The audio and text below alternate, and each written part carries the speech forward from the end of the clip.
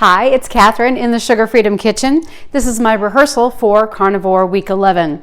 You might be aware by now that I'm doing these weekly videos, and I like to go live to kind of rehearse what I'm going to do, and then I can do my editing and do my uploading. We live in kind of a rural county. Our internet isn't that fast. It takes a long time to upload the edited videos.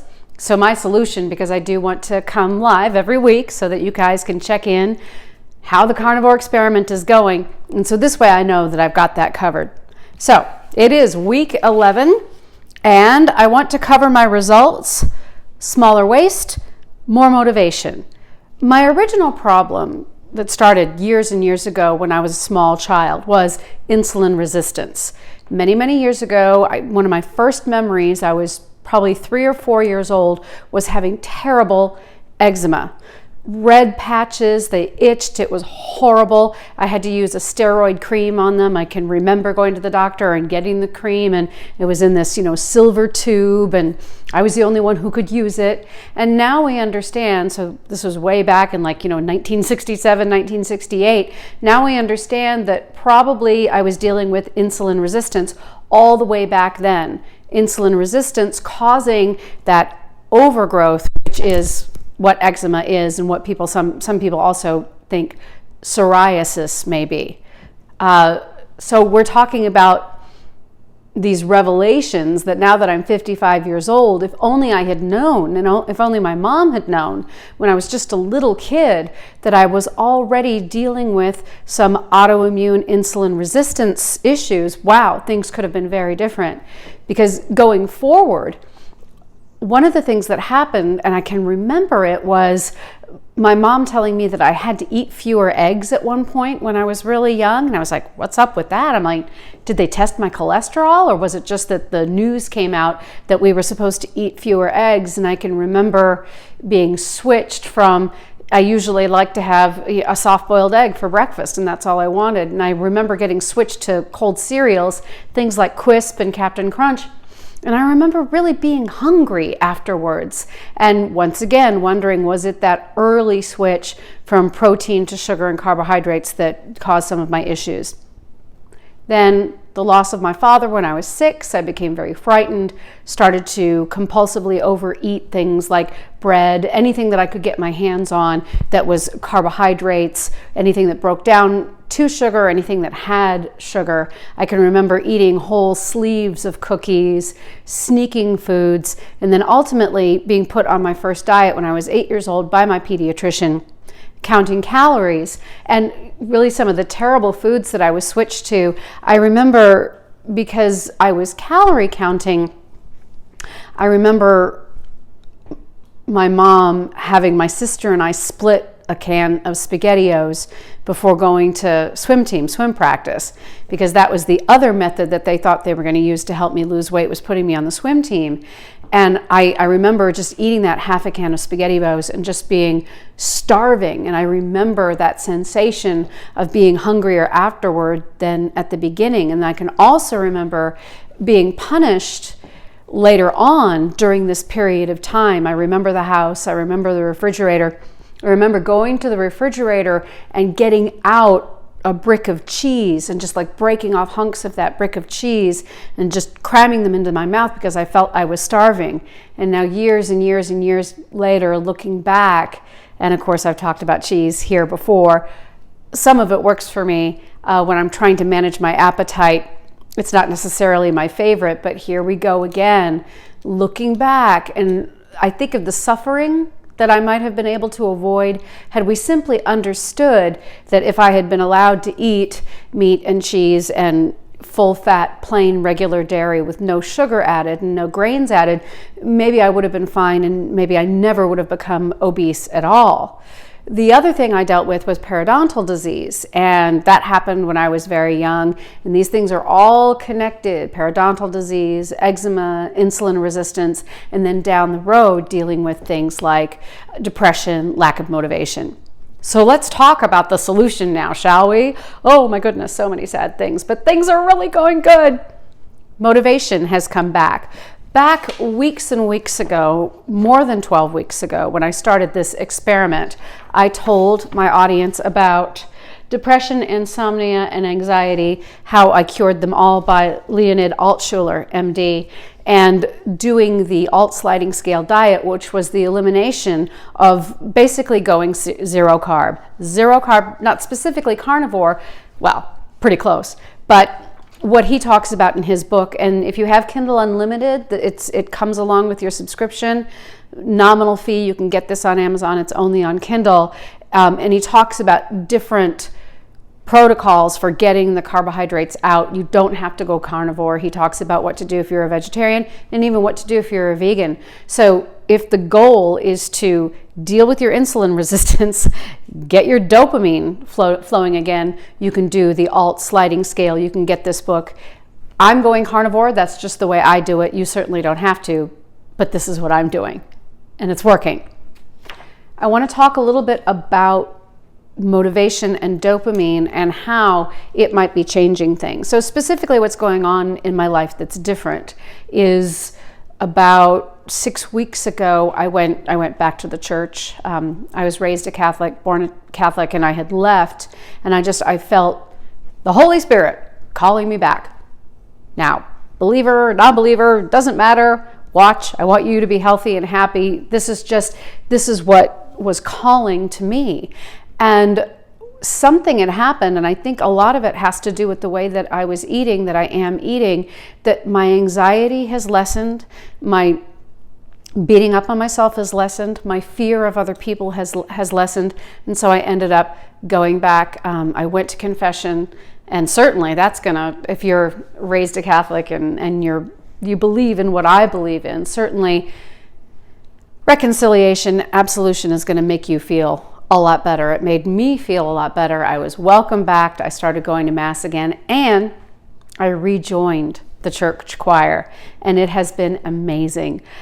What I love most of all is to act, sing, and dance, not necessarily in that order, and I'm so happy to be singing again, singing in the choir and offering some gifts that I have, some abilities that I have to the people around me.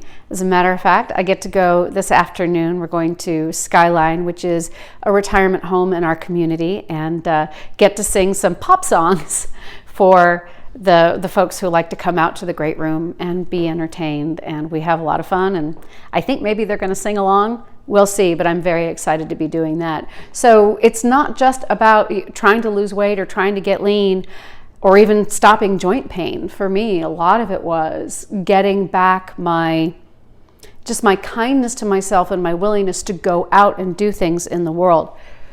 Dopamine has so much to do with that. And as we eliminate sugar and carbohydrates, we reduce our insulin resistance and we increase our sensitivity to dopamine. So we produce dopamine and we're more sensitive to it. And wow, it can change your life. It certainly changed my life. And we're looking here, I've got 2 articles here. One of them deals with how sugar blocks dopamine, but the other one is the role of dopamine in motivation and learning. And this is from the University of Michigan, research from there.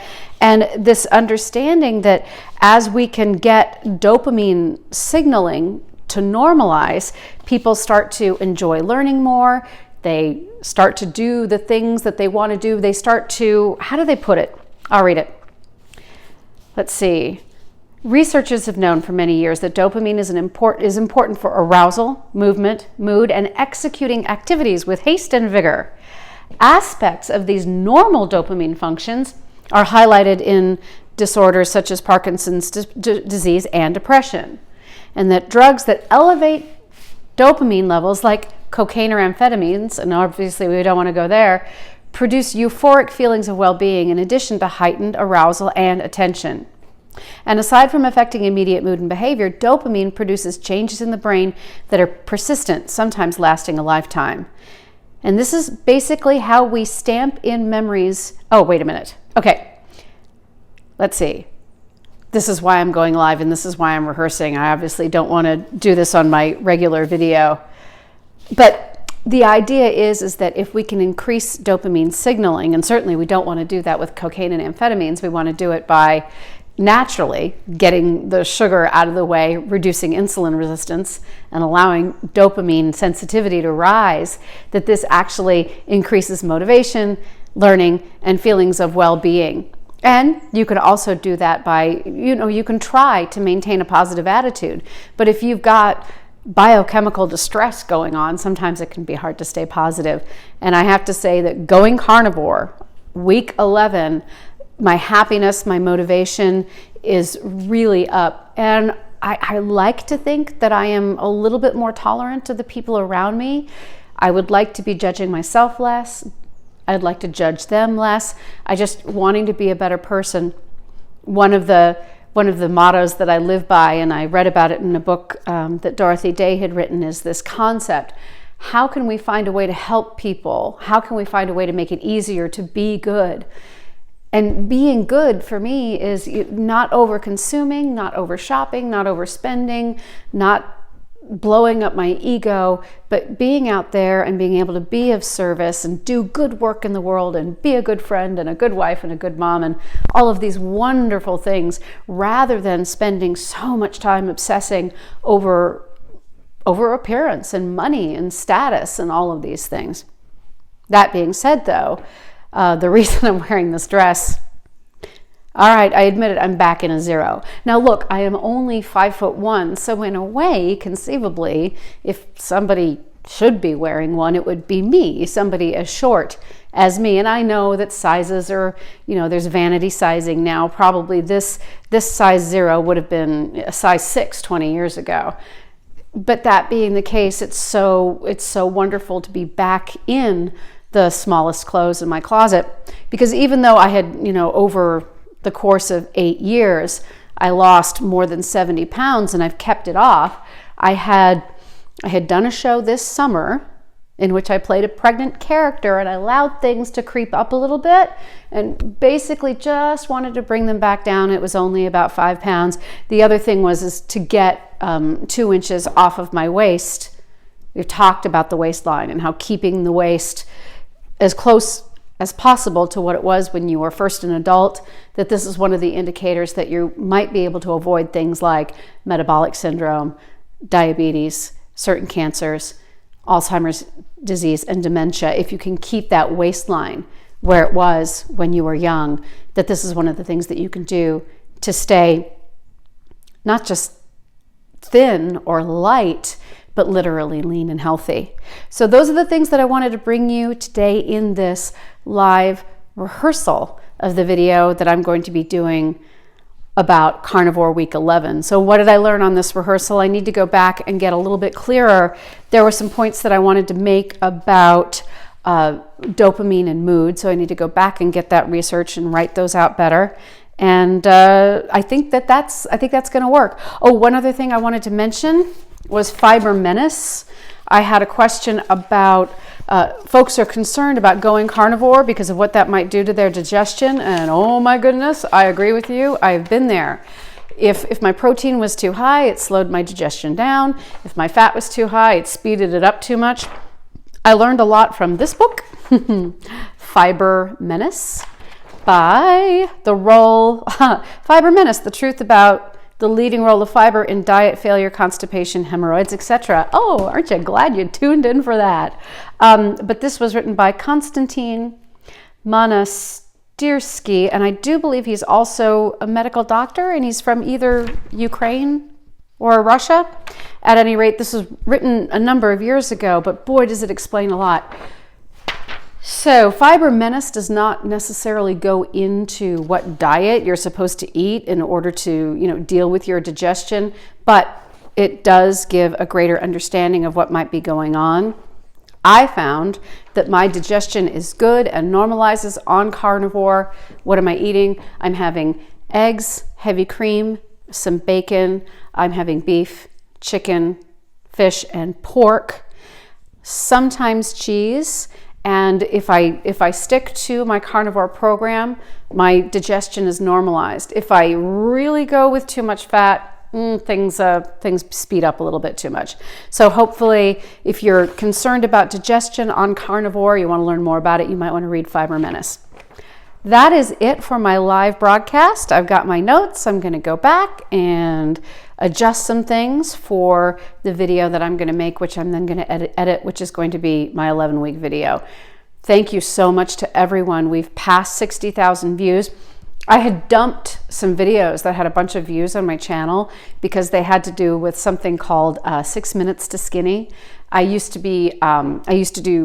do turbulence training, but I had won a championship and written a book, and they had a program called the Home Workout Revolution, but they changed the title of the book and they changed it to 6 minutes to skinny, which was no longer in alignment of what I was after in terms of health. So a bunch of the old videos that I had that talked about this and had a lot of views, I went ahead and took them down, and slowly but surely we're building back up. Over 1,600 subscribers. I'm so grateful for that. And another thing that's really exciting, I'm at like 199,000 minutes watched in the last year. And if any of you are YouTubers who know about monetization and being a partner and all of this, that what you have to do is you have to have more than 1,000 subscribers, and you have to have more than 240,000 watch minutes in the last year. That's 4,000 hours. So that's the math. So we're just about to cross 200,000. I'm just really grateful for everybody who watches. Drop a comment. I answer questions. My channel is not so big that I can't answer people's questions yet. So that's one of the good things about having a smaller YouTube channel. Thanks everybody. Thanks for being here for this rehearsal. And like I said, ask a question, like, subscribe, and share, and take care, and have a wonderful day. Bye-bye.